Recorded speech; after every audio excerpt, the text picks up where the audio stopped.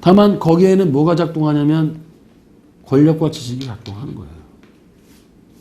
우리의 힘으로, 주체의 힘으로 가능한 게 아니라 그 시대를 갖다 어떤 큰 정신적인 원리로서의 에피스테메, 이것들이 바뀌게 되는 데는 그 권력과 지식의 어떤 네트워크가 가능하게 하는 겁니다.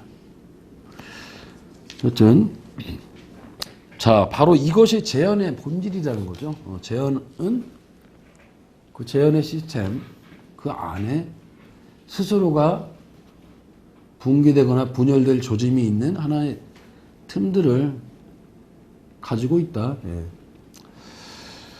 자, 우선 이제 전통 회화에서 거울이라고 하는 것은 보통 복제 역할을 담당했다. 가령 얀반 아이크의 아르놀피니 부부, 이 그림도 제가 아주 준비를 해왔으니까 한번 보겠습니다.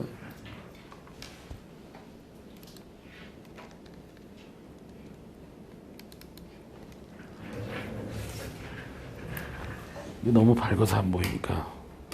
예. 자, 이 그림에도 보시면은요, 맨 뒤편에 벽에 걸려있는 동그란 게 이제 거울입니다. 거울인데 사실 잘 보이지는 않으시겠지만은 이 거울 안에 비춰진 것들이 사실은 이 사람, 여기 등장한 두 사람 부부의 뒷모습 또는 앞에서 서 있는 사람들이 지금 반영이 돼 있거든요. 그러니까 일반적으로 전통적인 회화에서 거울의 역할이라는 것은 화면에 등장한 것들을 그대로 복제하는 거죠. 똑같이 복제할 수는 없겠죠. 왜냐하면 서 있는 위치상 뒤에 있으면 뒷모습을 비추긴 하겠지만 화면 속 상황들을 그대로 복제하는 역할이 원래 거울의 역할인데, 아까 우리가 봤던 그 그림은 어땠습니까? 이 시녀들 같은 경우는 거울이 유독 여기 있는 사람들은 비추지 않고 지금 바로 앞에 있을 것으로 추정이 되는 왕과 왕비만을 지금 비추고 있잖아요.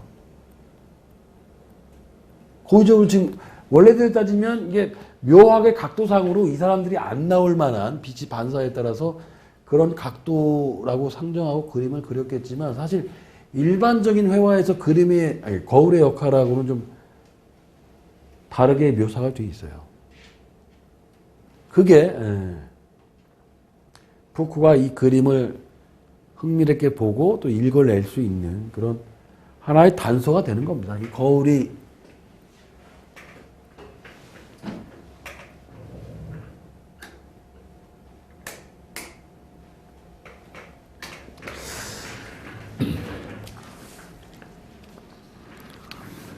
자, 응시하는 새 기능이 중첩되는 장소, 즉 국왕 부처의 시선과 그림을 감상하는 관람자의 시선, 그리고 화가의 시선이 수렴이 되는 곳, 그곳에 공주가 그려져 있어서 주체의 자리는 굉장히 불안정한 상태가 된다. 왜? 보통 지금 이 얘기를 왜 하고 있냐면, 사실 재현의 주체라면 화가일 것이고, 사실은 화가가 그린 그 위치에서 관람자가 그림을 봐야 되는 거죠. 그게 원근법에서 소실점이 나오고 그게 중심이 돼서 그 위치에서 바라봐야만이 그림이 어떻게 보면은 사실성을 담지한 것으로 드러나게 되는 거잖아요. 그래서 원근법, 우리가 알베르티가 고안했다는 그 원근법이라는 건, 자, 이 위치에서 이 높이에서만 봐야만 이 그림이 사실처럼 보여라는 걸, 근데 이게 흔들린다는 겁니다. 아까 얘기한 것처럼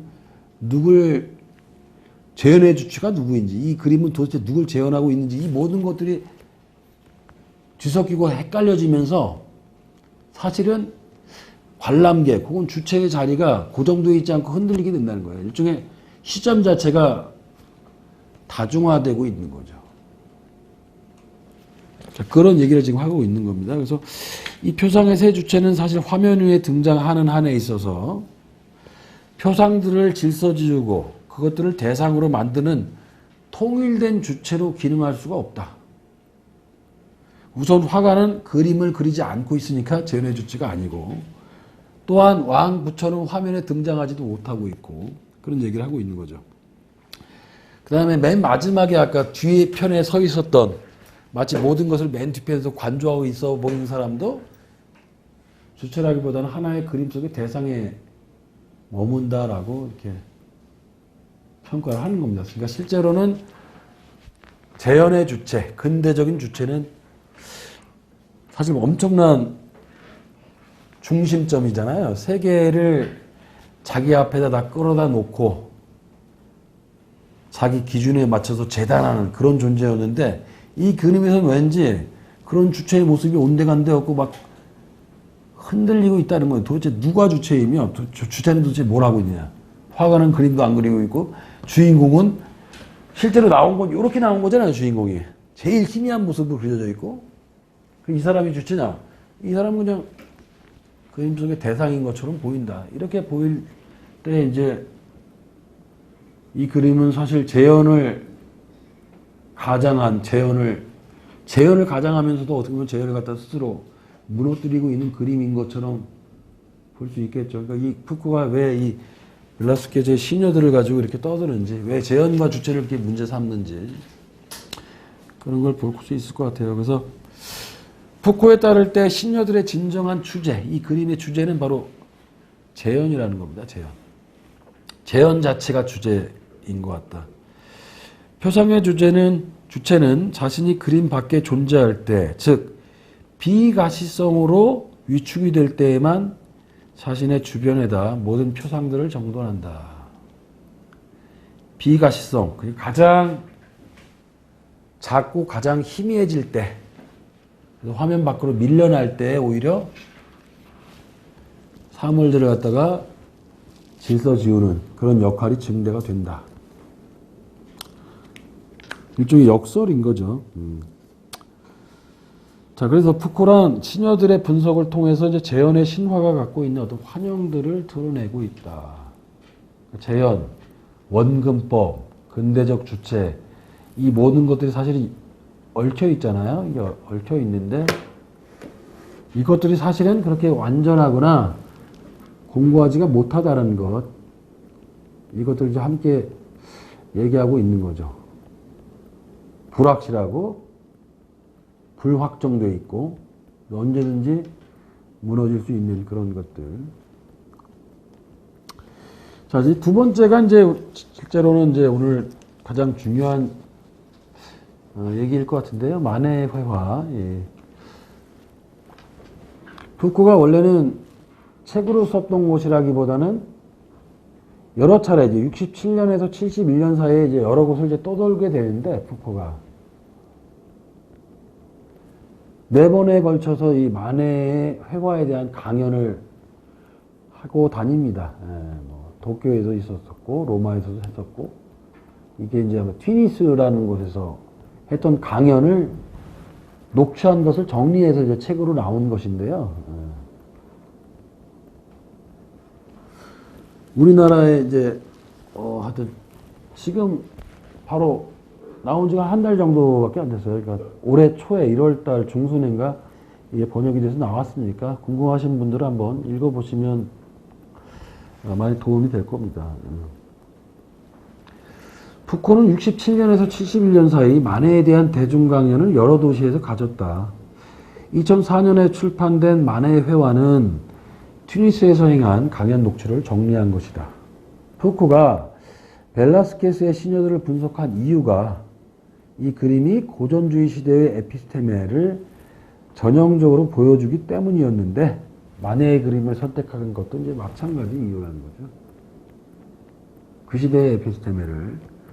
여기서의 에피스테메라면 아까 저희가 재현의 나타남을 제가 말씀드렸고, 이제 재현의 사라짐, 소멸을 말씀드렸는데, 거기에 해당하는 그 재현 자체가 이 그림에서는 무너지게 되는 걸 이제 푸코가 이제 주목을 합니다. 물론 시녀들은 그 안에 어떤 담겨진 균열과 틈새는 읽어냈지만 그 자체가 붕괴되거나 무너진 거라고 볼 수는 없겠죠. 근데 이게 좀 더 밀고 나가서 이제는 아예 그냥 회화 자체가 새로운 지평으로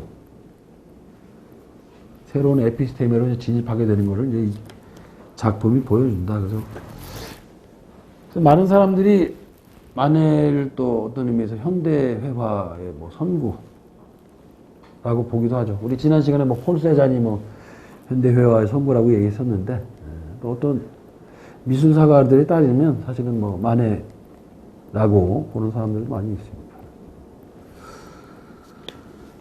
재미있는 것은 이제 푸코가 또 만해를 갖다가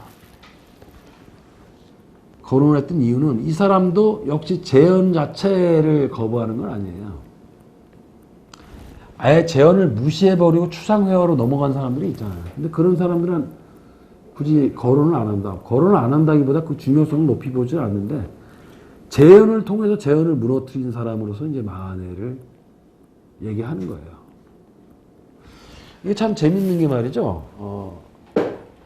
사실 어떤 사람을 무시하는 건 굉장히 편리한 방법이죠. 편한 방법입니다. 그냥 관심 없어 신경 끄겠다. 근데 이게 변화는 없어요. 자기 마음한테는 편할 수 있겠지만 변화가 없다. 학교에 문제가 있을 때 나는 학교 못 다니겠어. 그냥 학교를 자퇴를 해버리는 경우죠. 나는 뭐 대안학교를 다니든 나 이런 학교 시스템 못 읽겠어. 이런 방식의 사람들은 학교 제도는 바꾸지 못하는 거죠. 물론 들어가서 이제 학교에서 그 시스템에 나름대로 적응해서 칭찬받고 모범생으로 사는 사람도 물론 학교 시스템을 못 바꿉니다만, 소위 말하는 그 미셸 베스라는 사람이 말했던 역동일시라는 건 그 제도 안에 들어와서 그 제도를 갖다 계속 바꾸려고 노력하는 사람들인 거죠. 어떻게 보면 좀 찌질해 보이고 그럴 수도 있어요. 싫으면 나가면 돼. 굳이 와갖고 이렇게 난리치냐. 근데 푸코가 하는 일이 바로 그런 겁니다. 그런 사람들을 또 되게 높이 평가하고 본인도 그렇게.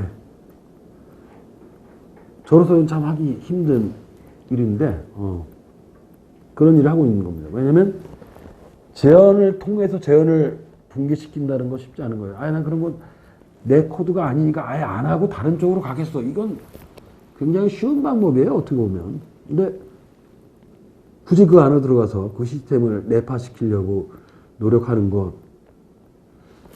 자, 그런 점을 이제 만해를 높이 평가하는 부분이라고 보여지고요. 푸코도 또한 적극적으로 사회 안에 들어갔죠. 실천을 굉장히 강조를 합니다. 그리고 제가 아까 말씀드렸던 담론, 엄표와 비엄표라고 하는 소위 말하는 가시성이라고 할 때 굳이 얘기하면 담론이나 엄표는 지식축에 해당하고요. 가시성에 해당하는 건 사실 실천적인 영역에 해당합니다. 실천을 강조하기 위해서라도 눈에 보이는 것 또는 보는 것 이런 문제들을 이야기를 하는데, 대표적인 게 이제 감옥 정보 그룹 같은 거를 푸코가 만들어서 활동을 하잖아요. 감옥이라는 곳에 도대체 어떤 사람들이 가며 그 안에서 무슨 일이 벌어지고 있는지. 왜? 우리는 모두 감옥에서 자유롭지 못하다. 우리는 언제든지 수감될 수 있는 존재이기 때문에. 그래서 그 30대 그 감옥 정보 그룹의 이제 리더가 돼서 프랑스에 굉장히 많은 전국적으로 지부를 갖는 그런 사회운동가의 역할도 하거든요. 이런 모든 것들이 적극적으로 현실적으로 들어가서 바꾸기 위해서 노력했던 그런 푸코의 어떤 모습들이죠. 자, 여튼 만해는 바로 비재현적인 미술을 창조한 게 결코 아니다. 이 말이 그겁니다. 왜냐? 만해의 그림은 너무도 재현적이라는 거예요. 그렇지만 그는 그 재현 속에서 캔버스의 물질적 요소들이 드러나게 한다. 여기서 물질적인 요소, 캔버스 자체, 캔버스의 그 틀, 프레임, 또는 뭐 안료 같은, 물감 같은 것들. 그러니까 그림을 가능케 하는 물질적인 어떤 매개체들을 이제 물질적인 요소라고 하는데, 보통 우리는 그림을 그릴 때 그걸 의식을 하지 못합니다. 그리고 화가들이 제일 두려워하는 게 그거죠. 이거는 현실이 아닌 그냥 그림일 뿐이야. 그러니까 아니게끔 그리는 걸 하나의 이상으로 봤었는데 어떻게 하면 현실을 가장 충실하게 모방을 해서 사람들이 봤을 때 이거는 현실이 아니야 하나의 이미지라는 걸 잊게 만드는 게 화가의 이상이었는데 이 사람은 오히려 네가 보고 있는 건 그냥 그림일 뿐이라는 걸 사람들이 보게끔 만들었다는 거예요. 그게 이 물질적 요소를 드러냈다는 겁니다. 우리가 뒤에서 보겠지만 브레이트가 했던 소위 말하는 소외 효과, 소격 효과라고 하죠.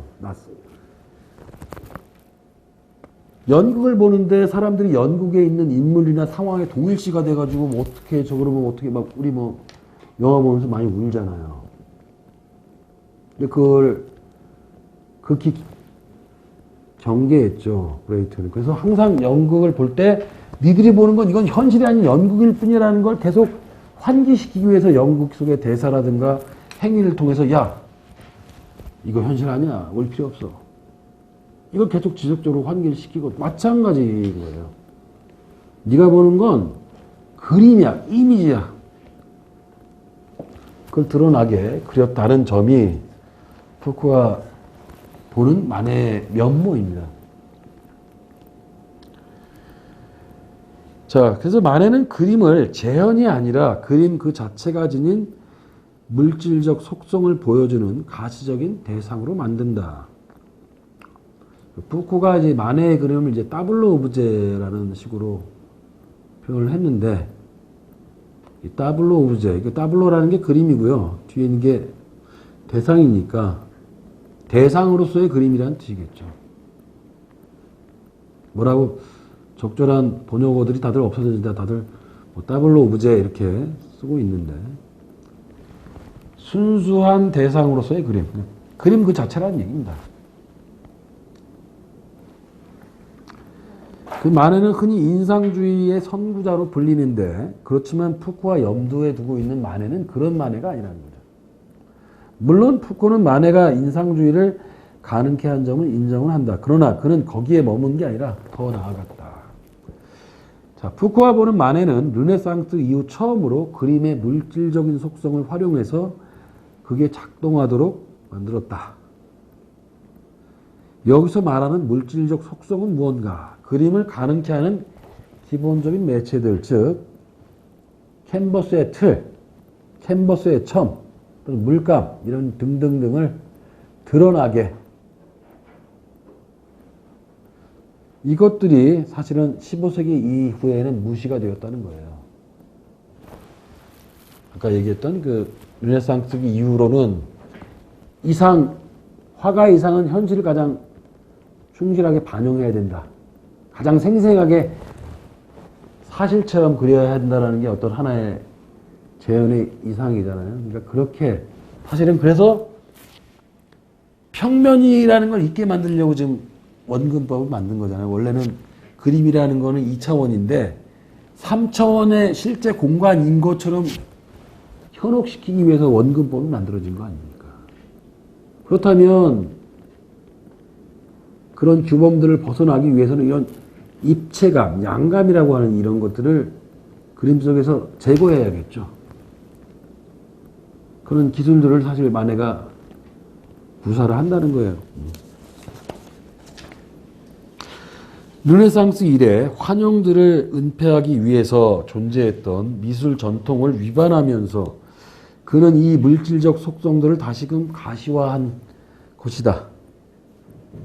그래서 15세기 이후 서양 회화에 있어 그림은 직사각형의 표면 위에 2차원적으로 그려졌다는 사실을 잊도록 한다.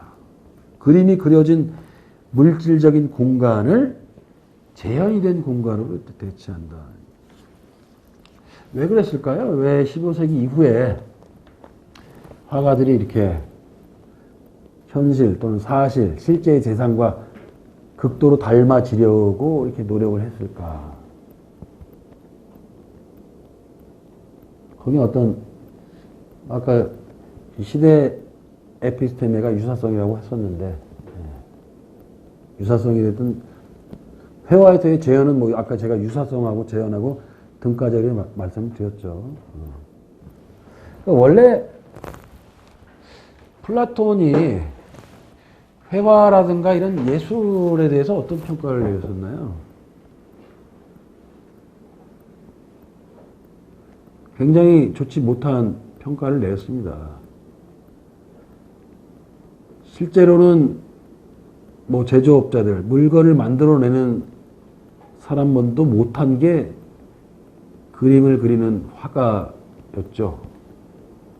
왜 그러냐면 제가 아마 지난 시간에도 설명을 드렸던 것 같은데 플라톤은 본질인 이데아를 모방을 할 때 그 다음에 모방이 그러니까 이데아를 모방한 게 카피잖아요. 카피. 근데 그것은 본질적인 어떤 유사성이라고 했어요. 그러니까 신이 만든 이데아를 본떠서 인간이 만약에 신이 책상이라는 이데아를 갖다 만들었을 때 그 신이 만든 책상의 이데아를 목수가 실제로 만들어 놓은 책상. 이게 카피입니다. 이게 모상. 근데 문제는 이 모상을 가지고 또 모방한 게 시뮬라크예요. 그게 그림인 거죠. 그러면 두 단계나 멀리 떨어져 있는, 그러니까 존재론적인 위계상 아주 밑바닥에 있는 게 그 시뮬라크거든요.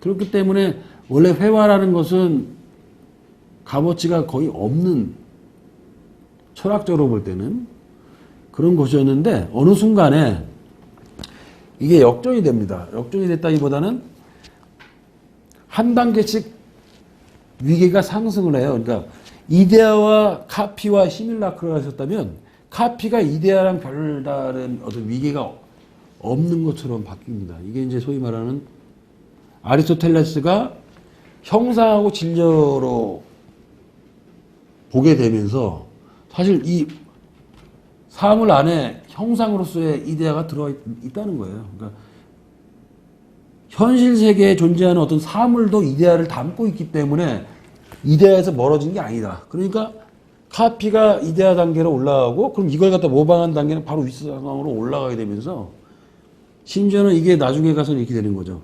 그림을 그릴 때도 화가의 머릿속에 있었던 디자인이 있다. 이건 이데아라는 겁니다. 그렇다면 이데아를 원래 이제 관념적으로 파악하던 그런 철학적 전통에서 볼 때 그림이 그렇게 존재론적으로 위계가 낮은 게 아니라는 거예요. 다만 화가의 그 당시에 기획은 뭘 닮아야 하냐면 신적인 완전함을 닮아야겠죠. 이 완전함을 보증할 수 있는 게 뭡니까? 바로 그 당시에 수학입니다. 수학. 기하학, 비례 이런 것들입니다. 그러니까 원근법이 도입이 돼서 어떻게 하면 신적인 완전함을 통해서 신의 이데아를 내가 구현해낼 수 있을까가 되니까 그렇게 사실처럼 왜곡 없이 실제인 것처럼 모방을 하려고 했던 게 그 이유였던 거죠. 자, 푸코는 만화의 방법들을 세 가지로 나누어서 분석을 한다. 우선 캔버스 공간의 문제가 있고 조명 문제가 있고 관람자 위치의 문제. 근데 이것들은 이미 알베르티가 원근법을 고안하면서 화가가 지켜야 할 일종의 규범으로서 제시를 했던 것들이에요. 이미. 이 세 가지는 바로 그림이 아닌 것처럼, 그림이 실제인 것처럼 속이기 위해서 필요한 사실은 세 가지 방법인 거예요. 사실은 이게. 아까 지정된 자리에, 즉 화면의 중심에 위치해서 보아야만 이 그림이 좀 더 사실적으로 보이기 때문에 고정된 자리가 중요한 것이고, 또 그림에다가 입체감을 부여하기 위해서 필요한 것이 화면 속에서의 조명입니다.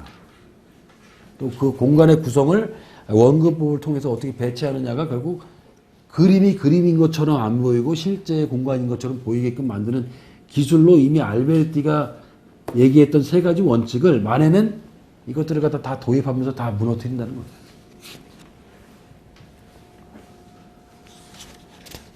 자, 사쪽으로 넘어가 보겠습니다. 자, 우선 그 캔버스 공간의 문제인데요. 이 맥주를 나르는 여인과 온실 안에서라는 게 있는데 이것도 이제 저희가 좀 봐야 될 것 같습니다.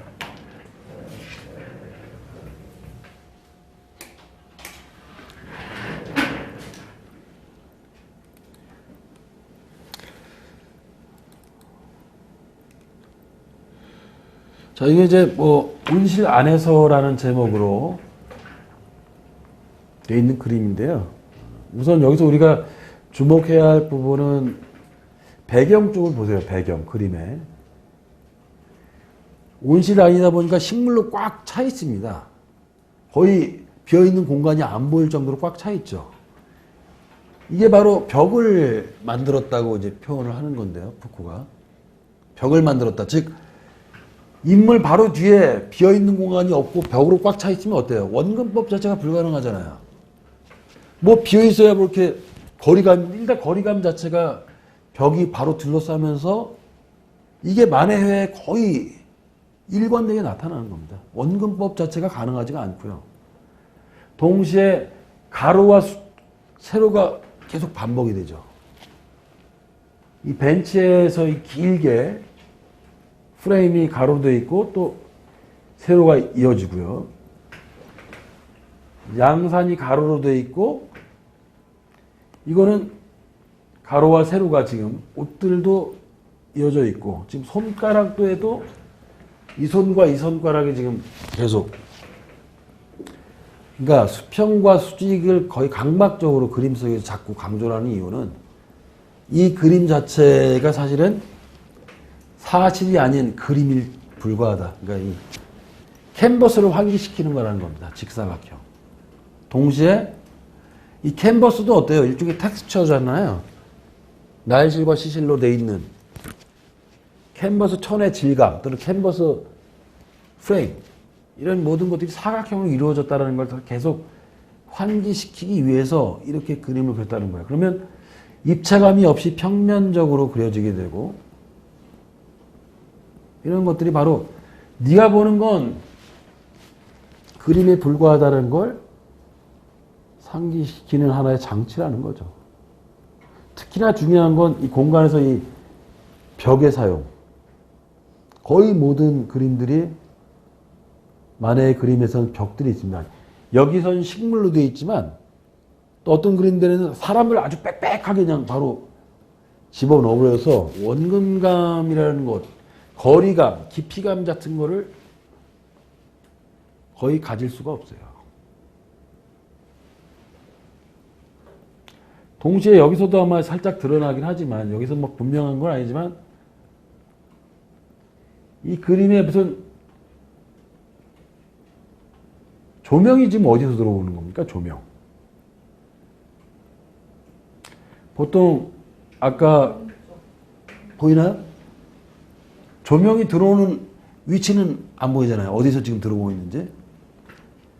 조명 문제를 우리가 좀 이따 어차피 봐야 되니까는요. 다만 이 그림에서도 볼 수 있는 건 광원의 위치가 안 보여요. 생략돼 있죠. 근데 원래대로 따지면 항상 그림 속에는 무조건 창틀이 됐든 뭐가 됐든 암시적으로라도 광원이 어디서 들어오고 있는지를 알려줘야 됩니다. 그게 알베르티가 얘기했던 광원, 빛, 조명의 사용인데 여긴 그런 것들이 전혀 드러나 있지 않죠.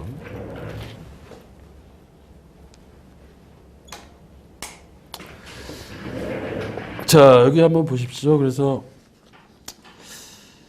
캔버스의 공간의 문제. 원근법이란 일종의 눈속임이다. 제가 이거는 뭐 첫 시간부터 강조했던 부분이죠. 그러니까 원근법은 사기다. 그죠? 눈속임이다. 3차원적인 재현이 실상은 2차원적 평면임을 숨기는 하나의 수단이죠. 방법이죠. 그는 수많은 인물들을 화면에 빼곡하게 채워 넣거나 아니면 방금 우리가 본 것처럼 식물들을 바로 빼곡하게 집어넣어서 벽처럼 만든다는 거예요.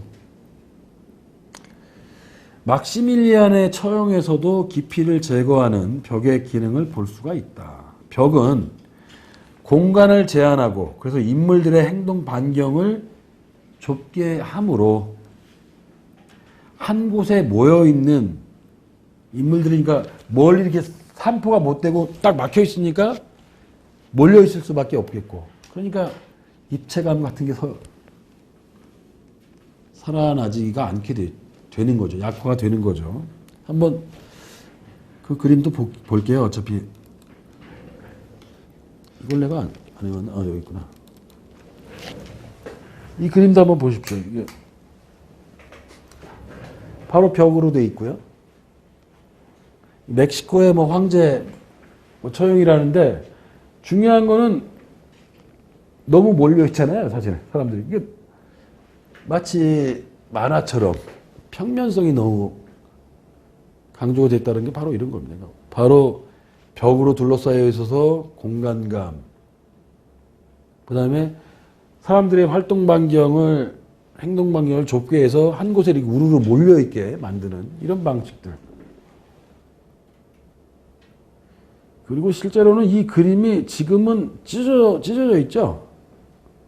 지금 이렇게 돼 있지만 누군가 몰래 훔쳐가지고 팔아먹기 위해서 이걸 잘라서, 그래서 지금 아마 전시되어 있기는 이렇게 완전한 형태가 아니라 다 잘라져서 전시가 돼 있어요. 하여튼 이런 모습도 한번 보시고,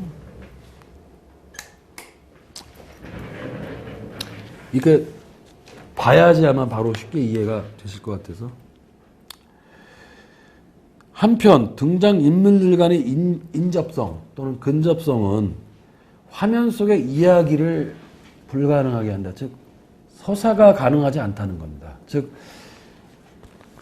관람객들은 그림을 보면서 그 그림 안에서 어떤 의미를 자꾸 읽어내려고 하고, 제목이 뭐 막시밀리안의 처형이면 이 사람이 뭐 막시밀리안일 거고 이 사람은 뭐 어떤 쪽이, 뭐 이렇게 자기 나름대로 스토리를 갖다 연상을 해야 되는데, 너무 붙어 있어서 사실은 어느 편이 뭐 황제 편이고 뭐 이런 것들을 갖다가 이야기를 엮어내기가 참으로 어렵다라는 점인 거죠. 이건 우리가 이전에도 우리가 회화에서 어떤 스토리를 갖다가 계속 거부하기 위해서 프란시스 베이컨 얘기하면서 얘기했던 그런 부분인데요. 관람자는 화면에서 인물들을 분류, 그들 간의 관계를 파악하려고 하지만 그림은 그런 어떤 여지도 남겨놓지 않는다. 또한 온실 안에서는 배경을 조밀하게 막는 식물들을 통해 공간을 폐쇄하고 깊이감을 제거한다. 자, 이렇게 함으로써 그림의 공간감이란 결국 환영에 불과하다. 환영. 허구. 사실이 아닌 것. 그림은 평면 위에 물감으로 그려진 사물에 불과하다는 걸 이제 강조한다는 겁니다. 그림은 그림 자체로 봐달라. 그림은 너희들이 생각한 것처럼 사실처럼 꾸며진 사실, 그런 게 아니라는 겁니다. 자, 수직과 수평에 대한 강박적 사용도 눈에 띈다. 전통 회화에선 캔버스가 사각형 평면이라는 사실을 숨기기 위해서 사선 혹은 대각선 구도를 즐겨 사용했다. 그래서 보시면은 이렇게 됐다 그러면 살짝 이렇게 비스듬한 구도로 화면이 되어 있는데, 여긴 거의 강박적으로 아주 자를 대고 그린 것처럼 수평이 되어 있잖아요.